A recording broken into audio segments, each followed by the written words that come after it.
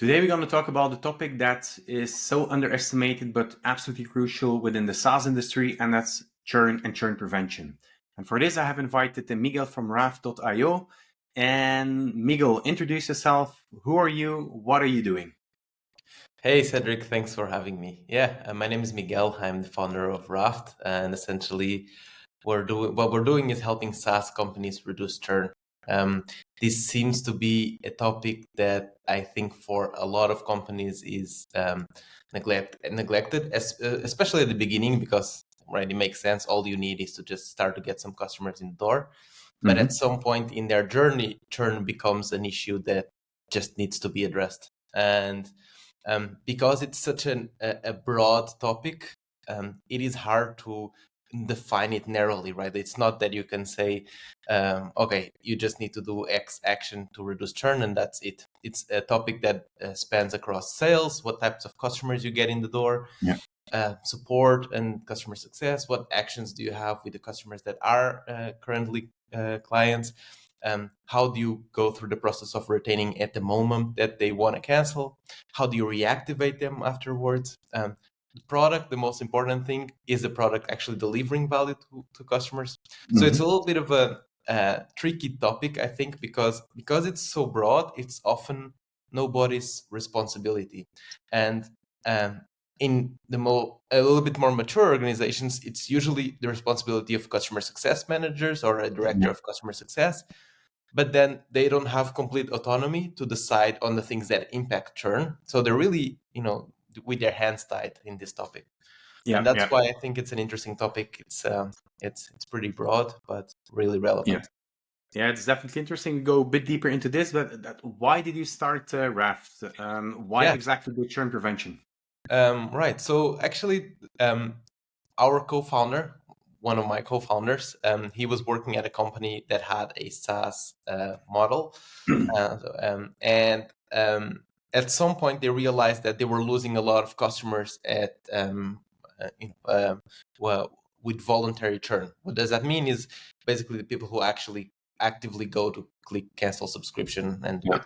And because this was a relatively low priced subscription, below $100, it wasn't really worthwhile or feasible to have customer success meet every single person or try to retain every single person. So they had to build some sort of cancellation pop-up, let's say, at its simplest, this cancellation model that would process these cancellations. What they realized, though, was that this is a problem that a lot of SaaS companies have, and there was no real solution in the market that really helped address this. So essentially, from this need that they built internally, this model with a couple of steps for their company, they then thought, okay, let's actually spin this out with another company. That's when they brought me in. And yeah, then the rest is history. Basically, what we're doing now is just helping companies handle churn in the offboarding process.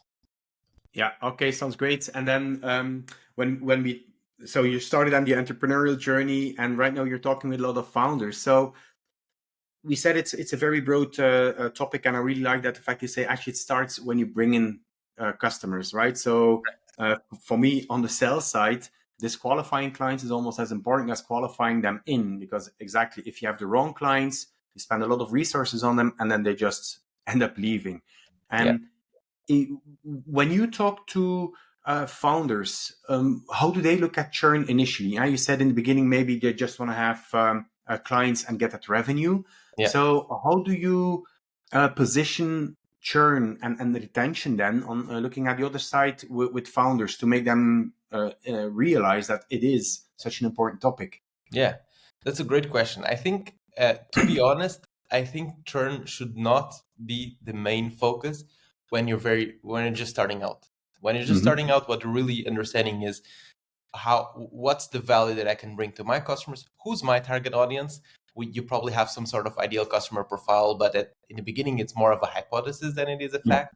So the goal is just, okay, who can we serve the best? Once you've done that, and once you've proven that you can acquire customers somewhat in a repeated way, and you can drive value for them, only then should you start focusing on churn. Because the thing is that you can't really, it is, I think it's not really productive to optimize for churn too early, because you don't really know what you're optimizing for, right? Like it's just a matter of first understanding what product you're doing, what pain you're solving.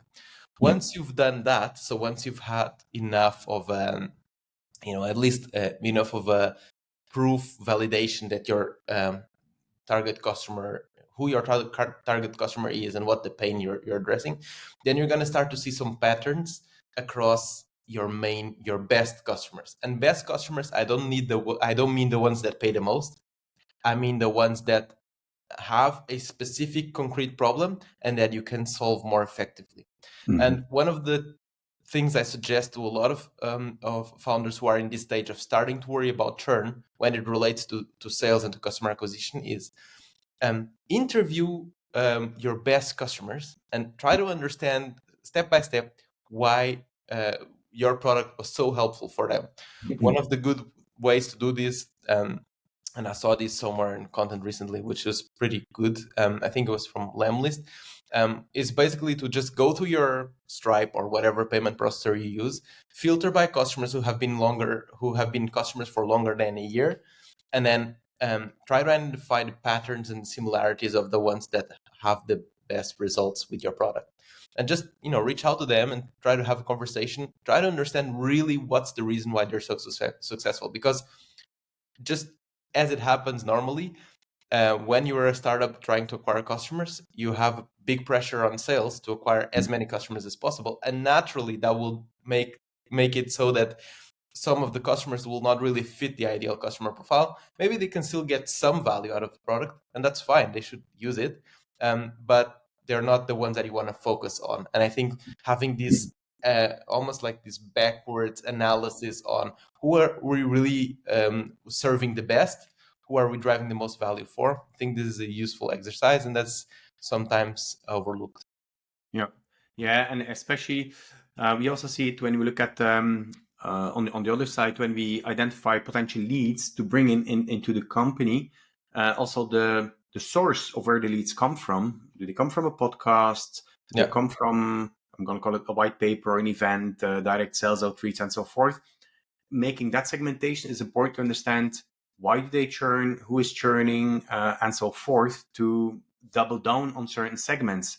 And especially when you say, okay, listen, first we start with going as wide as possible on the market to identify, to first of all confirm our hypothesis, and then what will be our core market. And so in the end, you don't mind if you have that churn and of the non-core first clients. Right. At the same time, if you look at identifying the niches of what type of clients do churn, we look into the SaaS market. Okay, my churn is, or my retention is a 95%. For the top companies, it's a positive net recurrent revenue, but that's a different story. But then if you look at, we decide then also, okay, we have to keep on segmenting, and in one segment maybe it's going to be 105%, the other it's going to be like 95%, the other one is going to be 90%, rather than, as you say in the beginning of the conversation, having one churn terminology. Is this what you mean then? Yeah, certainly there's like multiple layers of analysis that you can run by.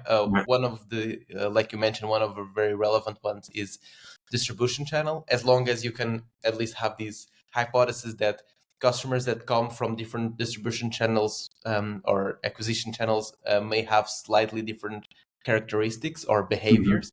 And I think that makes sense. And there's a lot of other analysis, I think, that are also worth doing. For example, one of the most common things, we can get there in a bit as well, but one of the most common things is analysis by the life cycle of the customer at the moment of churn. So for example, what we do at Raft is we split it in just 3 different groups, which is 0 to 90 days, 90 days to a year, and over a year. And just this simple split helps you understand, do you have an onboarding issue? Is most of your churn coming from users in their first 90 days of using the product? Do you have like a value realization issue, or is it that users in the long term eventually decide to stop using the product? Yeah. And I think there's one important concept here that's also churn is not by itself necessarily a bad thing. There are some products in some customers that churn because they realize the value they were looking for. And so I think that's also something that needs to be understood, and there needs to be a way that companies measure this. So um, are people churning because they did exactly what they wanted and they don't need us anymore? Or are they churning because they weren't able to realize the value that they wanted, and therefore they're looking for another solution? Yeah. Yeah, and especially that mapping. And I was just thinking about companies that are looking for funding. Again, many people are looking for that one number. What is my churn? Um, Maybe what is your experience with founders on how they present their churn to customers? Pardon, to actual VCs. Do they make that distinction between the segments in your experience, or do they see it as one big number still? Well, that's a good question. I'm not sure I have a lot of inside knowledge there. What I would say, just in general, is that what I see is founders really underestimating the impact of churn on the valuation numbers. So Yeah, when you're presenting a company for valuation, churn, no matter how you want to break it down, investors are smart enough that they're going to understand if something's up and if your churn is too high. So um, I think this is one of those areas that a 1 or 2% difference in churn, which you can more or less easily make in most cases with a few adjustments, has a huge impact in valuation, because obviously, we all yeah, know that how the churn impacts revenue down the line, right? yeah, And that's one of the things that this is one of the things that's so great about SaaS is the concept of recurring revenue, right? Like obviously the sense that each customer that you acquire, in theory, as long as you're still delivering value, will keep on paying. The yeah, same is true for churn, right? Every customer that you lose, you're not losing only that subscription of that month, but the compounding effect of that over the long term. So this has a huge financial impact for just a couple of small percentage points difference in churn. yeah, yeah, definitely. And when you looked at, I really like that you make a distinction between the 0 to 90 days and so forth when the clients are churning.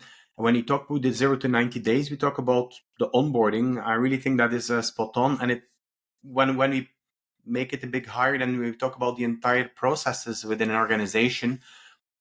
What are some key processes that are important in preventing churn? Right. So that's a great question. I think the way I see it, I like to break down churn in three different moments almost. Hmm. There's the moment of before churn happens.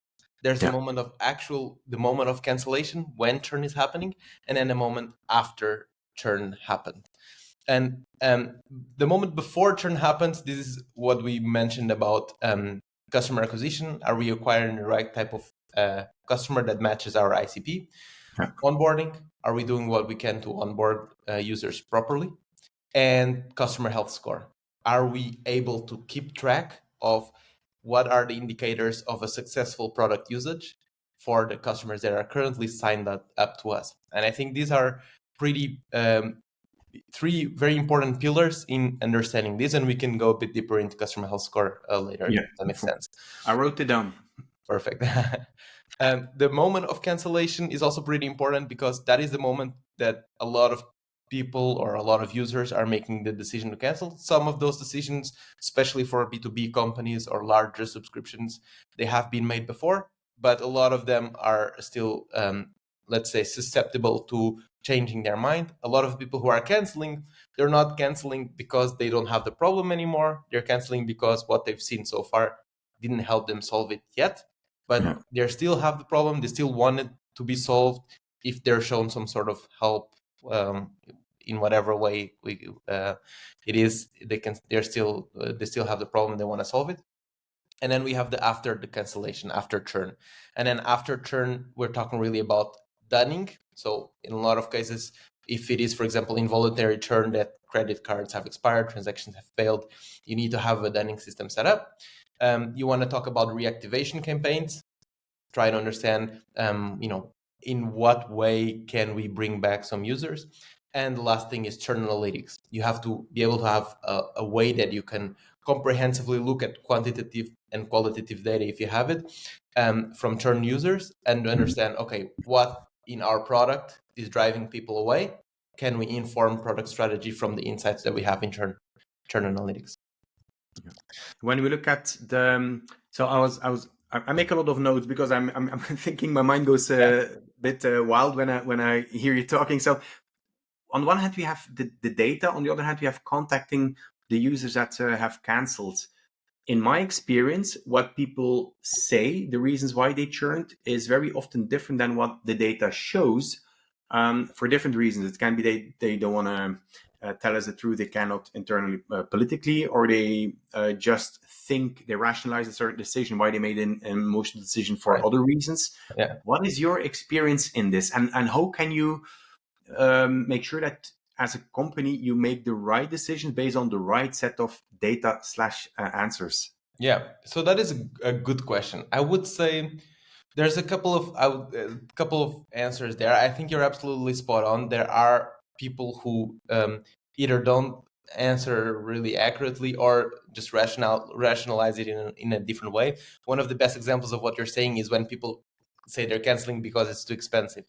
Nothing's ever too expensive because you signed up knowing the price full well. So Yeah. too expensive just means you didn't realize enough value for it to be worth the amount of dollars that you're paying for it.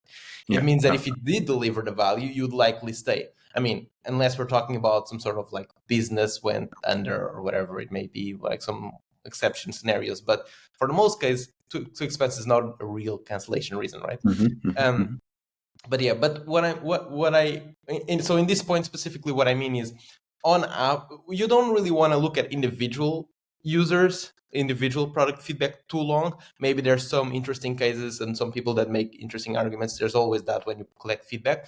But what I'm looking at mostly is what are the patterns that people are telling us about and in their cancellations. So for example, yesterday I had this conversation with a current customer of ours, and we went through, I don't know, they had something like 50 cancellations, or I think it was maybe a bit less, like 30 cancellations in the past 30 days. And we know that of those 30, there were 2 big topics that came up again and again. And those are the things that we really want to focus on. And so we basically listed all of the feedback that matched to those topics. And then there's a few that, even if they're miscategorized or if their comments don't really make too much sense, that's fine. You can just, safely ignore those. And just focus on the 2 main themes around that. And because even if some individual users may not be, 100% accurate, on average, they'll come to the truth. Yeah. All right, and let's go back now to, because in the beginning you said, okay, if it's going to be CS in bigger companies that are responsible. I even see in rather small organizations, let me say from 20 to 30 employees, that within CS, they start to hire evangelists, especially to learn or to teach users in using the product in a better way. Just besides having that CS role, many CS roles is just making sure that the thing is up and running. We spoke about the customer health score. In your opinion, when people start working with evangelists, does this improve customers' health score, or are there different ways to work around this?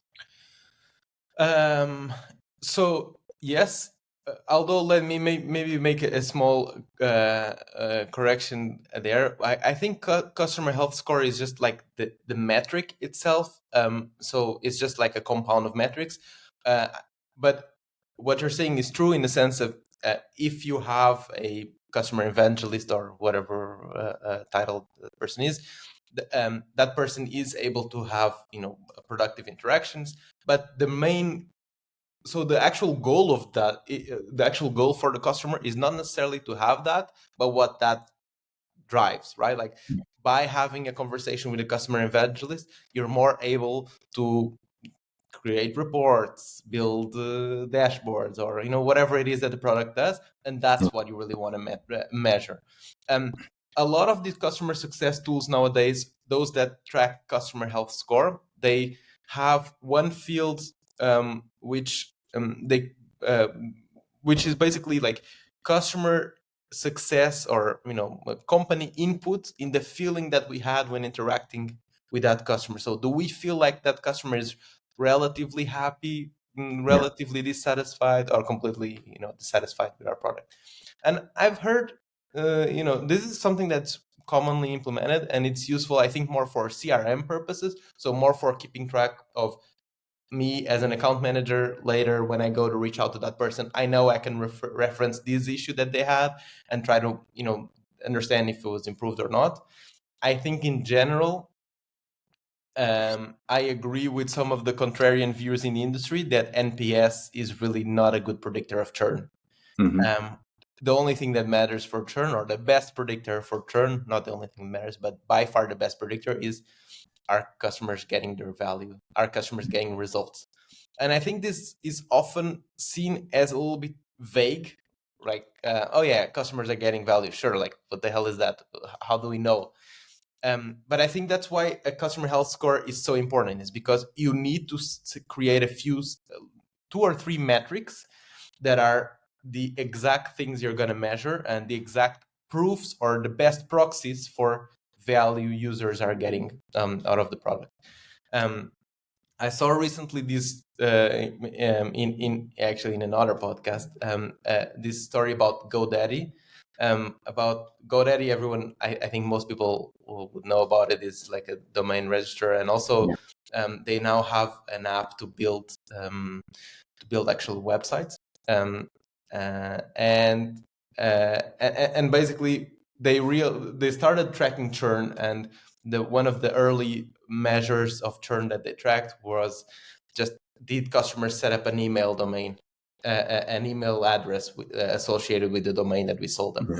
And that was somewhat decent as a predictor. But once they've started to get more data, they realized that actually by itself, that's just a matter of utilization and not a measure of success.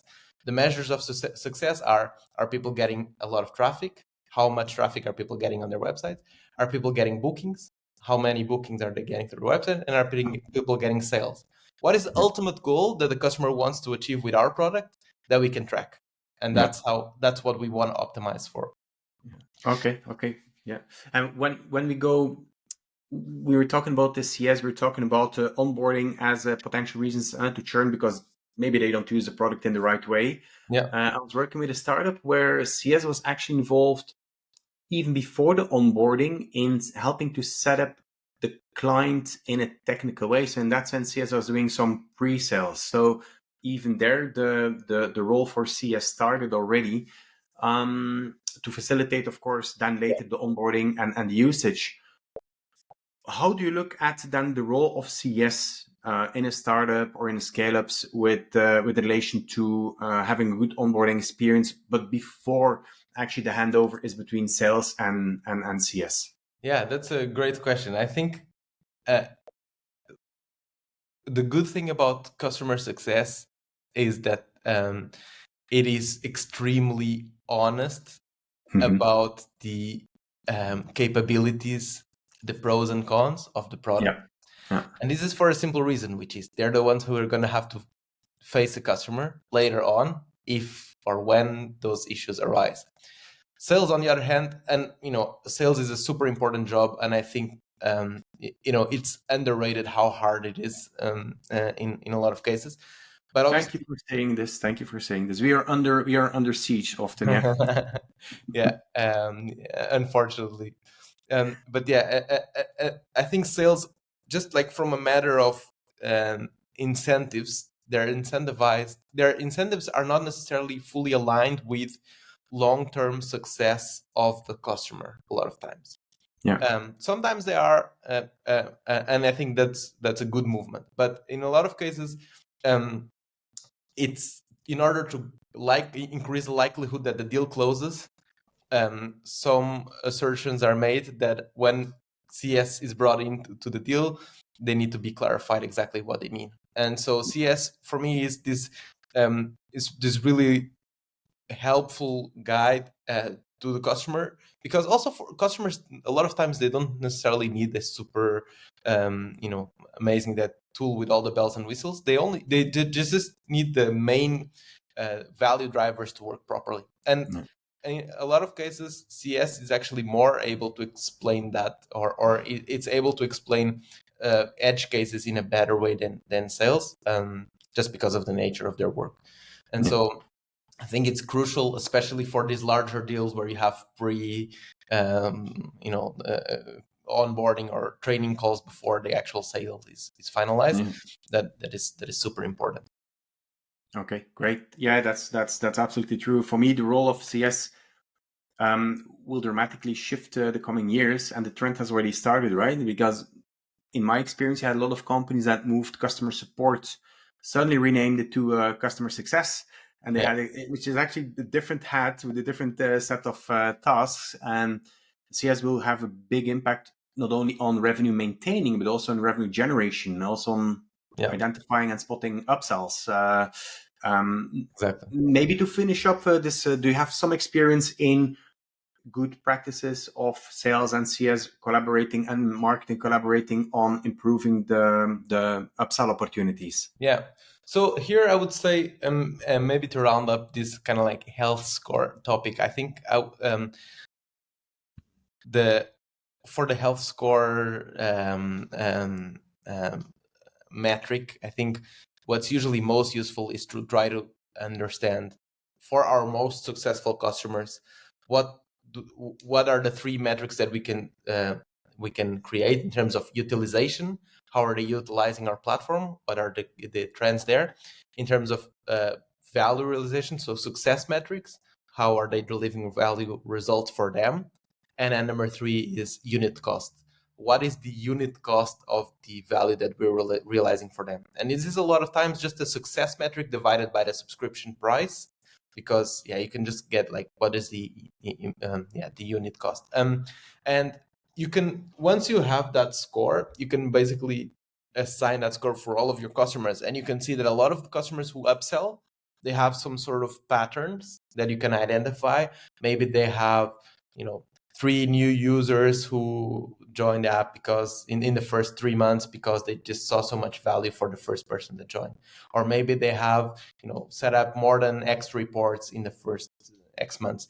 And when you are able to identify that, what you can do is go to the other ones that have not upsold and make a specific case that is extremely personal and that just provides value, and say like, if you we've seen other companies in a case similar to yours go from here to there because they've upgraded.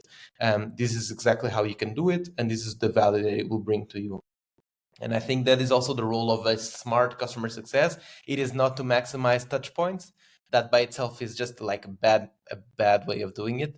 What you want is to maximize the value that you provide in Mhm. each of those touch points.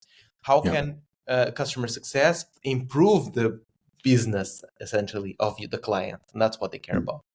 Yeah, yeah, and exactly in using the product in the right way, and it's not just onboarding and then here you go. It's really the continuous process, and this is what I see of successful companies when they have that regular interactions every 2 weeks, every month, having update sessions on working with them. And what I also then see sometimes is that CS starts collaborating with marketing in building up strategic sessions, in looking at what the market is moving into and how the product then helps with the company into meeting the demands of the market where the market is trending into. Yeah, Um, exactly. yeah, yeah. Really good. I learned a lot, Miguel, and I'm sure the audience learned as well a lot. Thank you so much. So, where can they reach you if they want to read, if they want to know more about Raft? Sure. So maybe just quick recap on Raft. Raft is the tool that helps prevent churn in the moment of cancellation. And so Yeah. what we do is we help customers, uh, we help companies understand their churn by having proper data. We help companies make specific offers based on a churn reason at the moment of cancellation. And we help them really drive a little bit in terms of product strategy by helping them make sense of the feedback users are leaving. And yeah, usually customers can get around 20% reduction in voluntary churn just by adopting a tool like Raft. And it's pretty simple to set up. It's actually just copying a JavaScript snippet. The way that they can hear a bit more about this is by going to raf.io or following me on LinkedIn, Miguel Marques. Okay, perfect. Thank you so much again, and talk soon, man. All the best. Thank you, Cedric. Thank you. Thanks for having me. Cheers. See you.